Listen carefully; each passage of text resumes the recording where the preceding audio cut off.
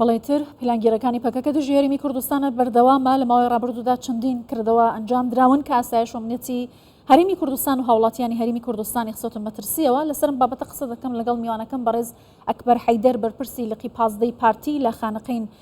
کە لەگەڵمە لە خانەقینەوە. بەڕێز ئەکبەر سپاس کە لەگەڵ کوردستان 24 ئەو کارانەی کە پەکەکە لە هەرێمی کوردستان ئەنجامی دەدات بچێتە چوارچێوەی چه کردەوەیەکە وایە بۆچی هێزێکی دەرەکی لە ناو خاکی وڵاتێک ئەم کارانە دەکات؟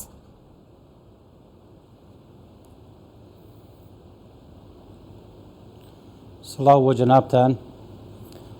سڵاو و ڕێز و حرمەت بۆ بەڕێستان و بۆ گشت بە ڕێزانی بینەر و بیسەری کوردستان 24. سوپاس بۆ ئەم دەرفەتا کە بە منتان بەخشی لە خانەقینەوە لەگەڵتانم. حەقەتەن ئەم کار و کردەوانەی گروپی تێکدەر و تیرۆریستی پەکەکە بە دڵنیاییەوە ئەچێتە خانەی کاری تێکدەرانە و تیرۆریستی. پەکەکە بەم هەنگاوە و بەم بەرنامە شەڕ ئەنگێزیانەی کە ئەنجامێدا بە تایبەتی لەم 2-3 ساڵەی ئەخیر حەقیقەتەن بەرنامەی ئەوان فۆکسی ئەوان لەسەر ئەوەیە کە هەموو ئەو کادر و هەواڵ و ئەندامانەی کە لە هێزە سیاسیەکان ئەو هێزە سیاسیانەی کە بەرگری لە خاکی پیرۆزی کوردستانەکەن و بەرگری لە ملەتی کوردەکەن بکەنە ئامانج و داخ و ناخی ڕەشی خۆیان بە شەهیدکردنی ئەوان هەڵبڕێژن و بەداخەوە لەم 3 ساڵەی ئەخیر چەندین ئەندام و هەواڵ و کادری دڵسۆز بە نیشتمان، دڵسۆز بە خاک و ئاو، دڵسۆز بە میلەت شەهید کراون و دەیان پیلانی نەگریسی تریشیان پوچەڵ کراوەتەوە. بەڵێ باشە، ئەم کارانە کە پەکەکە ئەنجامی دەدات تا چەندە مەترسیە بۆ سەر ئاسایشی نەتەوەی لە هەرێمی کوردستان بەگشتی و لە بەرژەوەندی چ لایەنێکدایە؟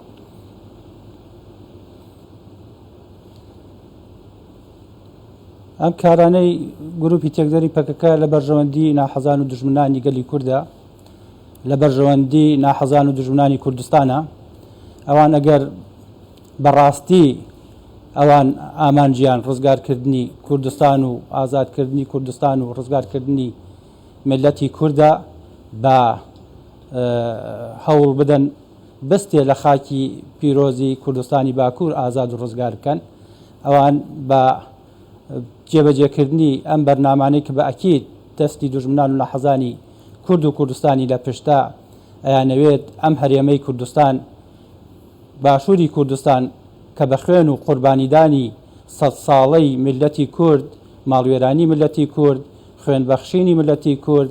بە کیمیاباران بە ئەنفالکردن گەیشتوێتە ئەم قۆناغا و ئێستا ئێمە لە سایەی حکوومەتی هەرێمی کوردستان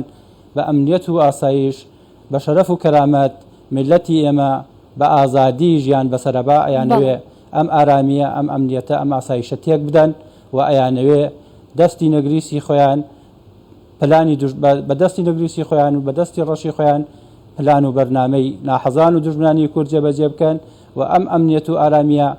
بشێوێنن، تێکی بدەن و دڵە ڕاوکە و ترس و مەترسی لە ناو چین و توێژەکانی کورد و کوردستان و میلەتی ئێمە دروست بکەن. ئەجەندای دەرەکی جێبەجێ دەکات؟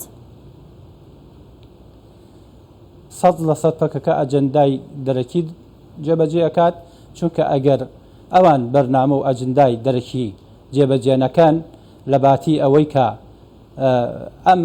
ئەمنیەت و ئاسایش و قوارەی ئەم هەرێمە بپارێزن، پشتیوانی ببن و بیانوو نەدەن بەدەستی تورکیاوە، بیانوو نەدەن بەدەستی ئێرانەوە، بیانوو نەدەن بەدەستی عێراقەوە، بیانوو نەدەن بەدەستی خەڵکی ترەوە و نەیەن مەترسی دروست نەکەن، نەیەن لێرە لە ناو خاکی هەرێمی ئێمە، خاکی هەرێمی ئێمە و سنوورەکانی ئێمە بەکار نێرن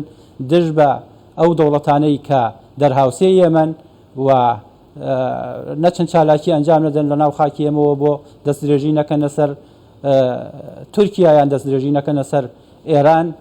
بە تاکید ئەوانیش نایەن پەلاماری ئێمە بدەن و نایەن بە قوڵایی 30 بۆ 40 کیلۆمەتر بێنە ناو خاکی پیرۆزی کوردستانەوە و دێهاتەکانی ئێمە بە گڕی ئاگر و بە دووکەڵ بخنکێنن و هاوڵاتیانی ئێمە هاونیشتمانیانی ئێمە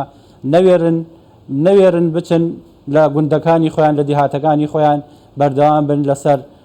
ژیانی خۆیان و بەردەوام بن لەسەر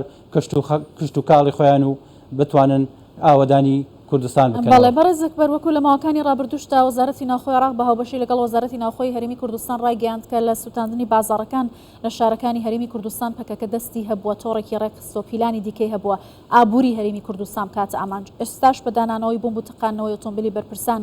ئەوێ سەقامگیری سیاسی لە هەرێمی کوردستان تێک بدات. ئایا سەقامگیری ئابووری و سیاسی لە هەرێمی کوردستان چه زیانێک بە پەکەکە دەگەیەنێت؟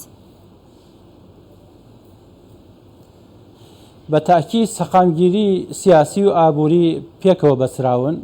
هەر نیشتمانێک، هەر وڵاتێک،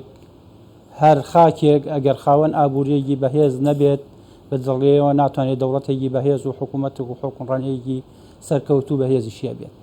بۆیە ئەوان بیر لەواکەنەوە کە ئابووری کوردستان تێک بدەن و بە کارە شەپەڵ و گەڵا و نەگریسەکانی خۆیان بە تایبەتی لەم ساڵی ئەخیر کە دەست درێژیان کردە سەر بازاڕەکان و مۆڵەکان و سوتاندنی بازار و مۆڵەکان و زیانگاندن بە چینی کاسبکاری ئەم نیشتمانە هەوڵیاندا کە دووبارە لە ئابووری ئێمە شەلە لێ دروست بکەن و مەترسی بخەنە سەر ئەوەی کە خەڵکی کاسبکاری ئێمە بە دڵڕاوکیەوە بچنە سەر ئیشی خۆیان و کاری خۆیان و دوکانەکانی خۆیان و بە دڵنیاییەوە زەرەر و زیانێکی بەرچاوی زۆر گەورەیان بە سەرمایەی خەڵکی کاسبکاری ئێمە گەیان و لە نەتیجە زەرەرێکی گەورەیان بە ئابووری کوردستان گەیان و پشێویان دروست کرد بە تایبەتی لە هەولێر، لە دوهۆک و لە کەرکووک و بەڵگەش بۆ ئەمە بە حەقیقات ئەگەر زۆر جار ئەوان ئێمە وەکو پارتی دیموکراتی کوردستان تاوانبار بکەن کە ئێمە تۆهمەتیان بۆ هەڵەبەستین، بەڵام لە واقع ئەمە دروست نییە، لە ڕاستیدا ئەمە دروست نییە، چونکە بە تایبەتی ئەو گروپەی کە هەڵسان بە سوتاندنی بازاڕی کەرکووک لەلایەن هێزە ئەمنیەکانی عێراق و بە هاوبەشی لەگەڵ هێزە ئەمنیەکانی کوردستان کەشف بوون، ئاشکرا کران و دەستگیر کران و دواتر خۆیان دانپێدانانیاننا و اعترافیان کرد کە ئەوان بە بەرنامەی پەکەکە بە پشتیوانی پەکەکە دەستیان هەبووە لە سوتاندنی ئەو بازاڕانە و بازاڕەکانی هەولێر و دووەکیش لەبەر ئەوەی ئابووری کوردستان بڕوخێنن و پشێوی دروست بکەن و نائەمنی لە نێوان چینی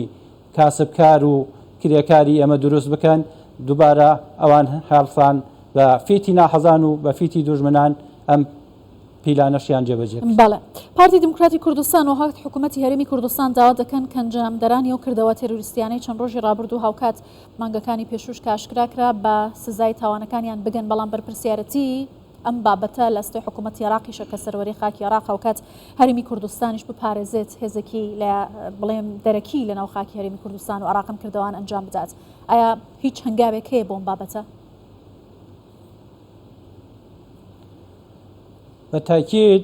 پاراستنی سنوورەکانی عێراق وەکو دەوڵات وەکو وڵات بە دەرەجەی ئەساسی و سەرەکی لە ئەستۆی حکوومەتی فیدراڵی عێراق. ئەوان ئەبێ پابند بن بە پاراستنی سنوورەکان و ئەبان ئەبێ ئەو دەستدرێژیانەی کاکرێتە سەر خاکی کوردستان و خاکی عێراق ئەبێ قبوڵی نەکەن. بە دڵنیاییەوە هەنگاو هەیە کە بتوانن بەرگری لەوە بکەن کە ئەم دەست درێژیانە کۆتایی پێبێت، بەڵام لەگەڵ هەموو ئەمانەشە پەکەکە ئەگەر ئەیەوێت کوردستان ئازاد بێ و ئەگەر خەباتەکەن بۆ ئازادکردنی کوردستان و بۆ ڕزگارکردنی ملەتی کورد، ئەوان پانتاییەکی جۆگرافی فراوان لە باکووری کوردستان لە خزمەتی ئەوانە لەژێر دەستی ئەوانە، ئەوان ئەتوانن بچن لەوێ خەباتی خۆیان بکەن، ئەوان بتوان بچن لەوێ تێکۆشانی خۆیان بکەن و بتوانن لەوێ باکووری کوردستان لەوێ ئازاد و ڕزگار بکەن بۆ ئەوەی کورد دەستخۆشیان لێ بکەن، نەک بێن بەرنامەیان ئەوە بێ کە ئەم هەرێمەی کە بە خوێنی ملەتی کورد دروست بووە تێکی بدەن و بشێوی تیادا دروست بکەن. بە حەقیقەتەن بەپێی ئەو زانیاریانەش کە هەیە لە 15 تەمووز لە دوو ڕۆژی ڕابردوو لە کەلار لە گەرمیان دەستدرێژیان کردە سەر بەرپرسی لەقی 22 براو هەواڵی بەڕێزم کاک ئەکرەم ساڵح کە لە بەردەم ماڵی خۆی کە ویستی بچێ بۆ دەوام لە بارگای لەقی 22 سیارەکەیان بە بۆمبی لکێنرا و تەقانتەوە. خۆشبەختانە خوای گەورە توانی کاک ئەکرەم و هەواڵەکانی بپارێزێ و بە سەلامەت ڕزگاریان بوو لەو کردەوە تێرۆریستیە، بەڵام ئەمان بە تەبیعەتی حاڵی خۆیان هەوڵەدەن لەکوێ دەرفەتیان دەست بکەوێ بۆ ئەوەی پشێوی دروست بکەن، بۆ ئەوەی ئاڵۆزی دروست بکەن، ئەگەر زیانگەیاندن بێ بە ئابووری کوردستان، ئەگەر بە شەهیدکردن و تیرۆرکردنی هەواڵانی ئێمە بێت، ئەیانەوێ ئاسایش و ئەمنیەتی کوردستان تێک بدەن بۆ ئەوەی خەڵکێکی بێگانە خەڵکێکی بیانی نەتوانن بێن لە کوردستانە سەرمایە گوزاری بکەن، نەتوانن بێن کار بکەن، نەتوانن بێن بە هاوبەشی لەگەڵ حکوومەتی هەرێمی کوردستان دەستیان هەبێ لە پرۆژەکان و ئاوادانکردنەوە و بە خزمەتکردنی چین و توێژەکانی کورد و کوردستان. بەڵێ بەڕێز ئەکبەر حەیدەر بەرپرسی لقی 15 پارتی لە خانەقین، زۆر سپاس لە خانەقینەوە لەگەڵ کوردستان 24 بووی.